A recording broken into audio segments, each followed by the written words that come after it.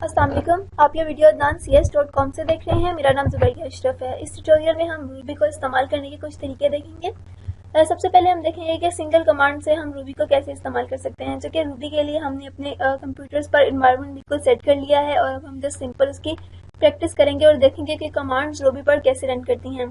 पहले single command से देखते हैं कि सिंगल कमांड हमारे पास इस ट्यूटोरियल में हम सिंगल कमांड और रूबी फाइल के साथ देखेंगे कि हम सिंगल कमांड के साथ कैसे कमांड्स को रन कर सकते हैं और रूबी की एक फाइल बनाकर उसको कैसे रन कर सकते हैं। तो सबसे पहले हम देखते हैं कि सिंगल कमांड के साथ हम कैसे वर्क कर सकते हैं। मैं यहाँ पर ओपन कर लेती हूँ अपना शेल, जो कि मेरे पास शेल नहीं कह सकते, जैसे उसको कमांड प्रॉम्प्ट कह लें। जैसे कि हम कमांड प्रॉम्प्ट ओपन कर लेती हूँ मैं यहाँ पर अपनी, ठीक है। जैसे ही मैंने अपनी कमांड प्रॉम्प्ट ओपन किया है, यहाँ पर हम एक अगर सिंगल कमांड लिखें ये देखने के लिए कि हमारे पास जो रूबी है वो सक्सेसफुली इंस्टॉल हो गया है या नहीं, तो मैं सिंपल कमांड लिखूंगी रूबी स्पेस दूंगी -v।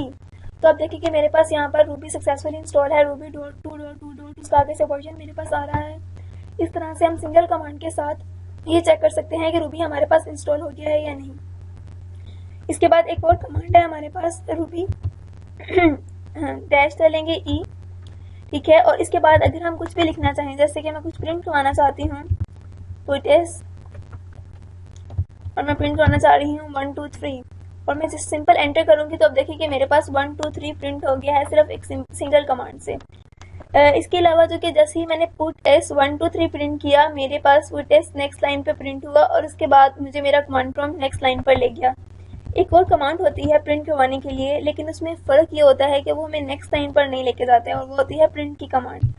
अभी ज़रा उसको पहले रन करके चेक करते हैं, फिर देखते हैं कि उसमें क्या डिफरेंस आया है हमारे पास।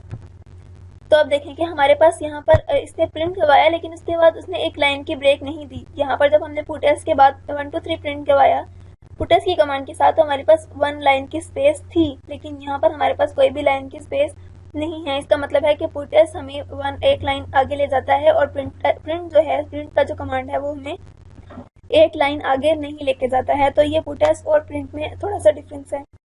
अच्छा ठीक है, अब हमने ये तो देख लिया कि अब हम कैसे सिंगल कमांड के साथ अपने रूबी के अंदर काम कर सकते हैं। अभी हमने पहले पीछे देखा था कि हम सिंगल फाइल को भी इस्तेमाल करते हुए जो है वो रूबी के अंदर कुछ कमांड्स लिखेंगे और उसको रूबी के एक्सटेंशन के साथ सेव करके देखेंगे कि रूबी फाइल्स कैसे रन करती हैं। तो आपके पास जो भी टेक्स्ट एडिटर है आप उसको ओपन करिए। मैं यहाँ पर अपने अगर नोटपैड को ओपन कर लेती हूँ, ठीक है। आपके पास जो भी टेक्स्ट एडिटर है, स्टाइट है या कोई भी है, जो भी आप इस्तेमाल करना चाह रहे हैं, आप इसको इस्तेमाल कर सकते हैं। मैं यहाँ पर नोटपैड को इस्तेमाल कर रही हूँ एज ए टेक्स्ट एडिटर। तो यहाँ पर अगर मैं कोई भी कमांड लिखती हूँ, जैसे हम वही कमांड लिखते हैं जो हमने सिंगल कमांड में यूज़ किया था, वही अब हम यहाँ पर इस्तेमाल करके देखते हैं। पुटेस के 1 2 3 कर लेते हैं। उसके बाद प्रिंट 2 3 4, एक और पुटेस ले लेते हैं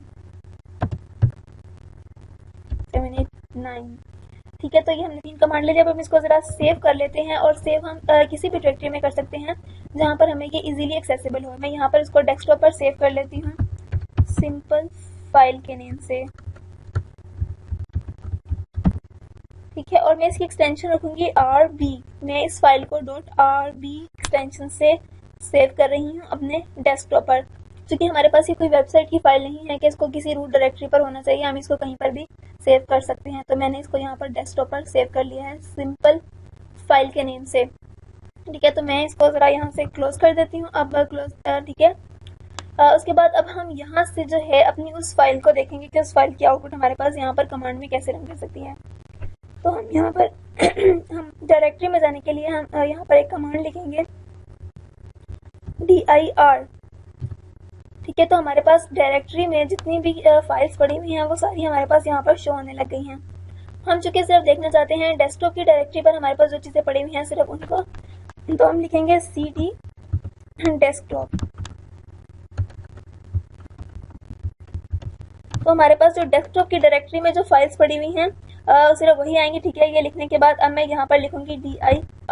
अगर आप मैक यूज़ कर रहे हैं तो आप ls लिखेंगे, ठीक है। मैं जैसे यहाँ पर dr लिखूंगी तो मेरे पास डेस्कटॉप की डायरेक्टरी पर जितनी भी फाइल्स पड़ी हुई हैं वो सारी यहाँ पर मेरे पास आ गई हैं।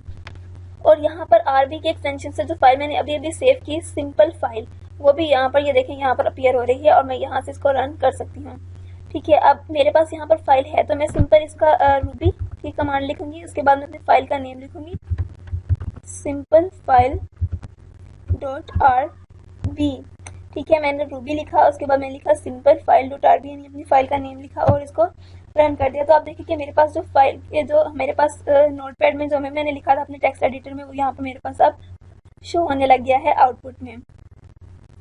अगर मैं यहाँ से अपनी वही नोटपैड की फाइल को दोबारा खोलूँ तो आप देखेंगे यहाँ पर हमारे पास पहले पुटस प्रिंट हो गया 1 2 3, उसके बाद मेरे पास दूसरी आउटपुट 2 3 4 प्रिंट हो गई, और जो कि उसके बाद पुटस था प्रिंट जो है वो हमारे पास एक लाइन की स्पेस नहीं देता है, इस वजह से 7 8 9 जो है वो 2 3 4 के साथ ही प्रिंट हुआ है। तो यहाँ से आप प्रिंट और पुटस का डिफरेंस भी ज़्यादा अच्छे तरीके से आपको क्लियर हो गया होगा। तो इस तरह से हम रूबी को फाइल में और सिंगल लाइन कमांड के साथ इस्तेमाल कर सकते हैं। अभी आगे ट्यूटोरियल में हम देखेंगे कि हम इंटरैक्टिव रूबी शेल के साथ इसके कमांड को कैसे एग्जीक्यूट करते हैं।